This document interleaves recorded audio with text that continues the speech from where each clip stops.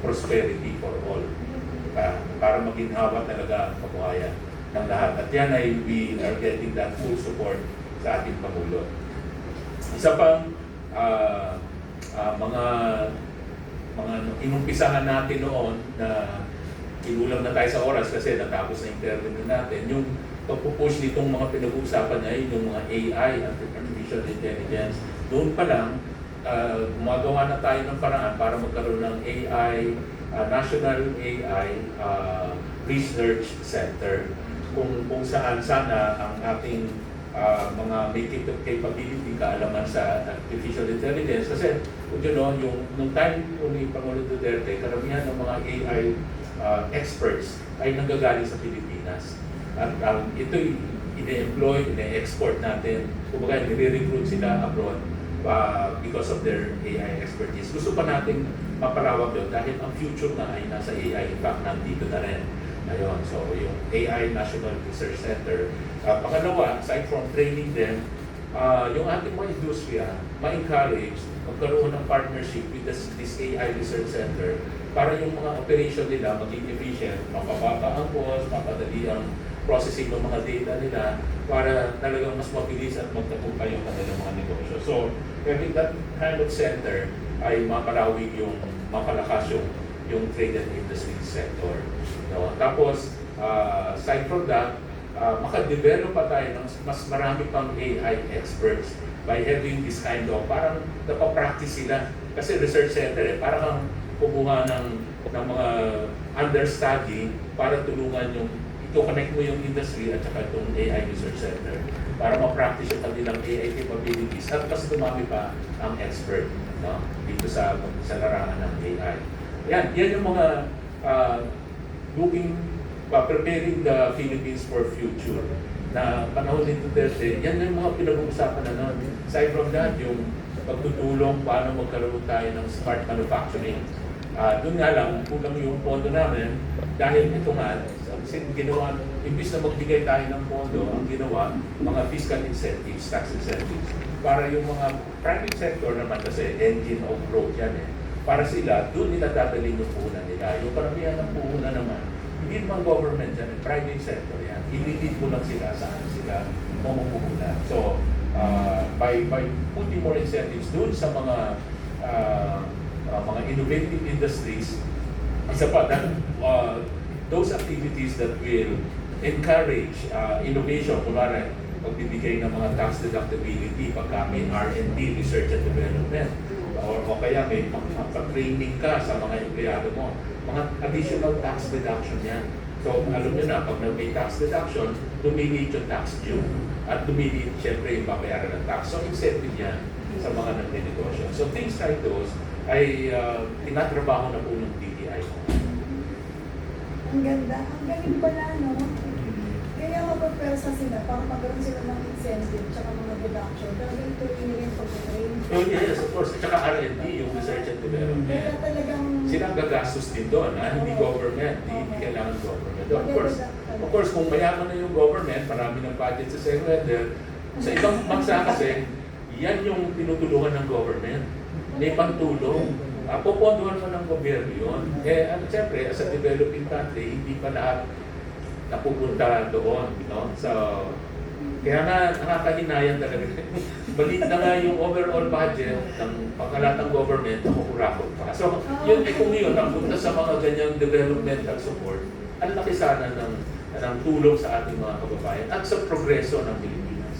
alam mo, Ka-Ingrid, yung nakakalungkot na parte, yung walang continuity, kahit na alam mo talaga na effective at kailangan ng tao, parang lahat na lang ng magandang bagay na dapat ituloy, parang nasasapian pa ng pagiging ng insecurity or parang something na hindi maganda para sa tao na mas makikinabang.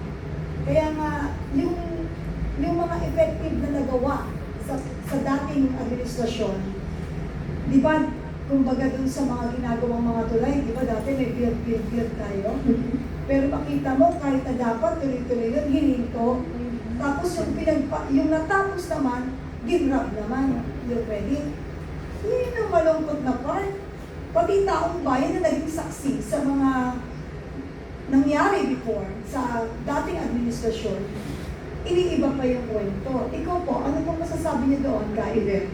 Yung revelation na sinabi ni Secretary Lopez na with a limited budget, no? Nagawa nila ng paraan kung paano mapapalawig yung industriya. So, ipinasa nila sa private sector yung pagtulong din dun sa mga maliliit. Ibig sabihin, walang halong korupsyon. Walang corruption na mamamagitan, bagkos na-achieve nila yung gusto nilang pagtulong sa mga maliliit by using their heads and by being practical.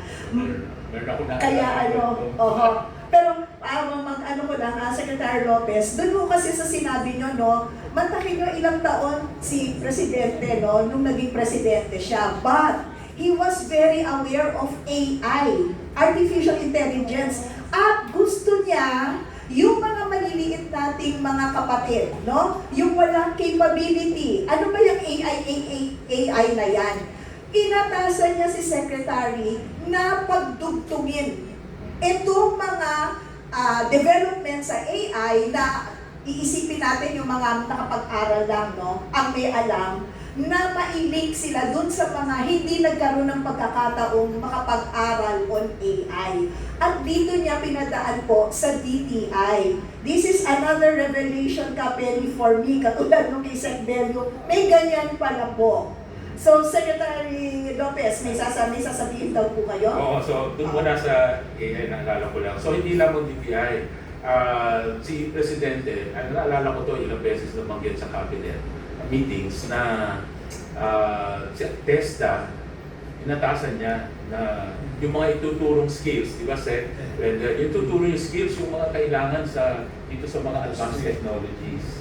O sa mga innovation, sa mga AI, turuan na yung mga tao natin. Si TESDA, mas malaki budget, triple budget kesa DTI. Kasi siya nagbibigay ng scholarship doon sa mga ganitong pagbibigay din ng seminars. So, doon pa lang, parating pinapanggit ng Presidente. Yung skills na tinuturo ng TESDA, lagpasin na natin yung mga ibang skills sa bartender, sa mga ibang mga skills na yung usual natin, pero ito, turuan na rin sa mga high technology.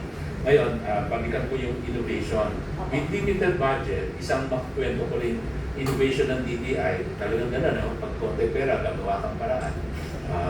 Parang go negosyo. No? So, ang ginawa namin, isa sa innovation namin, nag-introduce kami ng Go Local. Yung Go Local, sabi namin, wala tayong budget.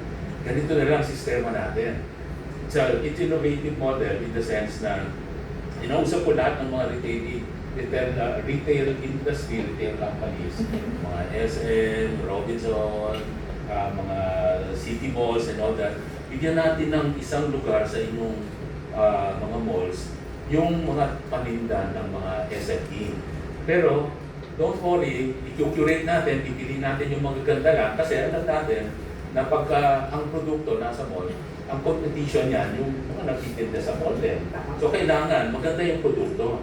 Paniwala natin nun, hindi pipili naman yung produkto dahil gawa ng SME, kung hindi dapat magaganda rin. So, kailangan piliin natin yung magaganda.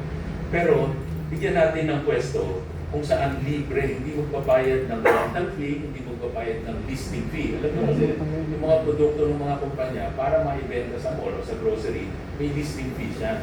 Yun ang hindi kayang bayaran ng mga maliliit na negosyante. So, ginawa natin na, huwag na sila magbayad ng rental and all that. Pero, ang kapalit naman nun, sabi namin, yung mga retail companies, negosyo nyo yan, kayo magbenta so that ang revenue sa inyo at yung kita sa inyo.